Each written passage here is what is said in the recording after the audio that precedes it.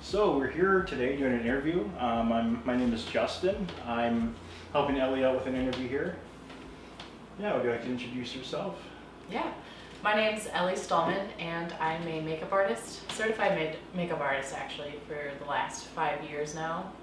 And I met the lovely Valerie Rose, who I am giving this tape to just kind of, show the difference between talent and makeup and hair for film. All right.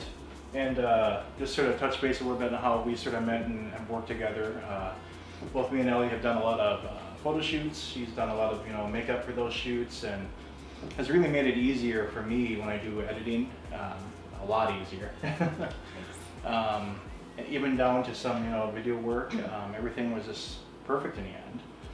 We worked on a lot of projects together, and I know that I have something called Justin WS Productions, and I had a magazine that was last year, and I'm trying to bring that back this year, so more than likely we'll be doing a lot more projects together. Yes. But, yeah, bring it back to you. Just a couple questions. So what's your version of talent? I guess your version of talent when it comes to being camera ready. So when they arrive on scene, what do you want this talent to be prepared for? Yeah, that's a good question. I think a lot of times there's this sort of fine line of what a hair and makeup artist's version of camera ready is versus what an actor and actress might come on set looking like. But the best way that I can describe it is please just show up like you would come to for like a job interview. For male and female, even down to your fingernails. You don't want any crazy colors, you just want to keep it natural and clean. For men, please keep your hair groomed. This includes your nose hairs, eyebrow hair, nice freshly shaven, or unless you have a character that you're playing that's supposed to look a little rough, that could go as is for that. But we do ask that you guys just show up with just a nice moisturized face and lips and nothing else on.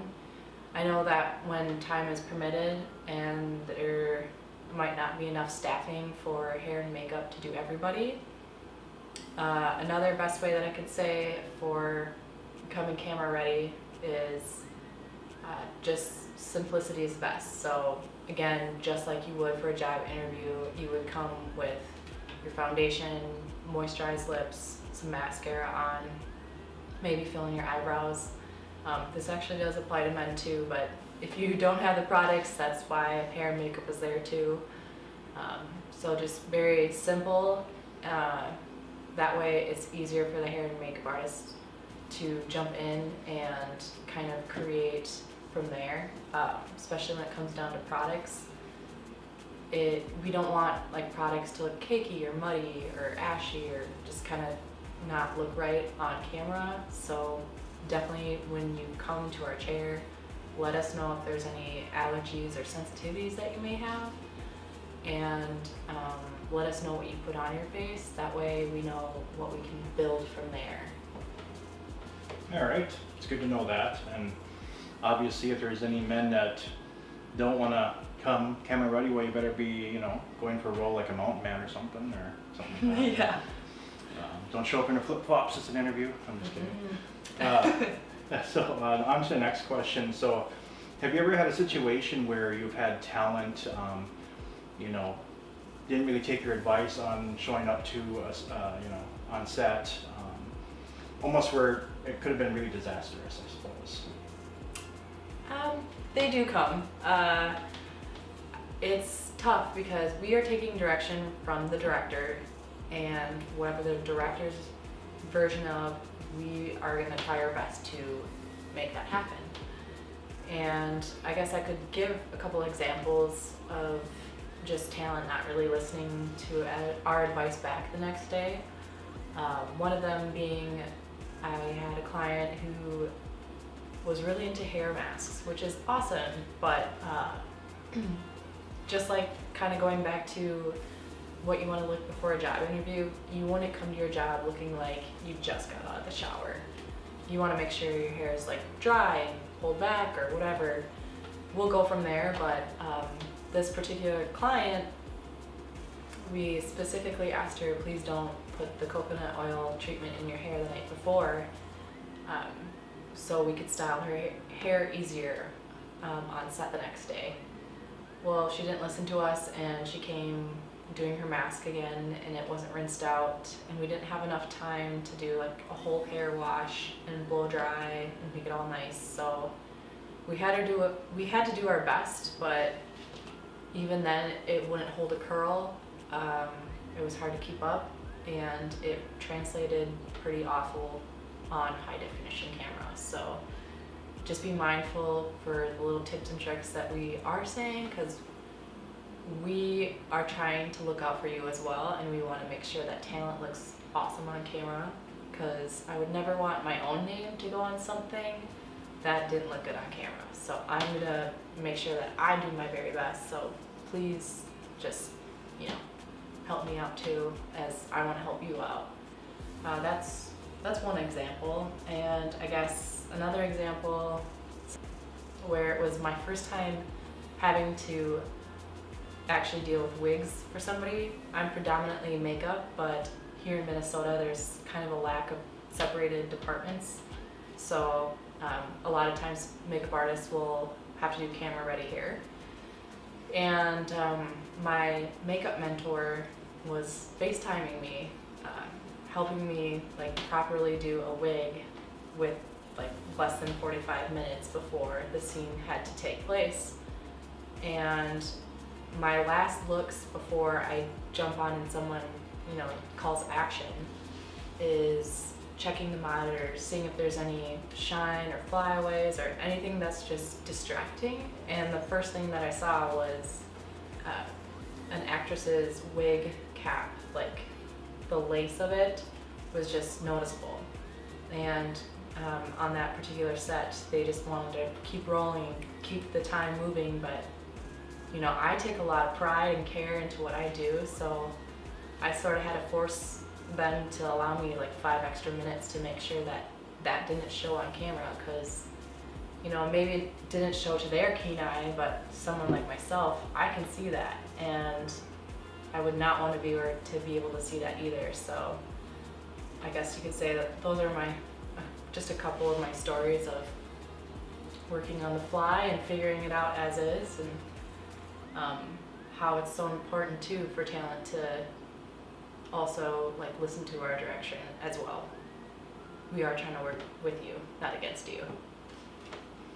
Yeah, it's very good to know that information because even down to some, Hollywood movies and TV series out there, they even make mistakes sometimes. Oh yeah. and when you see it, you can't unsee it. That is And very that's really the big thing. true. Mm-hmm. So if you can catch it while it's there, it makes worlds of differences. Otherwise, it'd be an internet meme for God knows how much longer. Yeah. Right? We all know the Game of Thrones Starbucks cup, so we Exactly. don't want a situation with that when it comes to hair and makeup either. All right. So what would your takeaway be from this, and letting others know, what they can expect out there when they're doing sets, and what they should prepare for. Here is just a behind the scenes take of what it's like for a hair and makeup artist coming from a day on set. We not only clean our hair and makeup brushes and our kit down, but we make sure that we disinfect as well as sanitize our products and our tools. If anybody in the state of Minnesota wanted to continue practicing their artistry, we all had to do another certification course due to COVID-19. So hopefully that brings a peace of mind to any client that sits down in our chair that we are bringing extra care and safety into your hands as well. Yeah, so I think we basically covered the bases. I do know that what we haven't touched on is a lot of us freelancers are actually certified. So I went through a school called Faces Etc. here in Minneapolis, Minnesota, where I had to hit a certain amount of hours and criteria to be able to perform multimedia makeup.